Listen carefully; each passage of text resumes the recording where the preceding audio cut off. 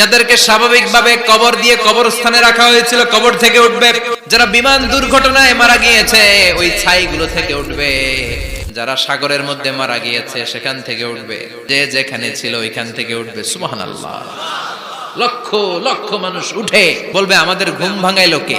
ফেরেশতারা বলবে হাযা মা ওয়া'দার রহমান, আজকে হলো ওই দিন যেদিনের প্রতিশ্রুতি রহমান দিয়েছিল। সূর্যটা মাথার কাছে চলে আসবে সেদিন। সূর্যের প্রচন্ড তাপে মাথার মগজগুলো ভাতের মাড়ের মতো গলে গলে নাকের ছিদ্র আর কানের ছিদ্র দিয়ে বেয়ে বেয়ে পড়বে।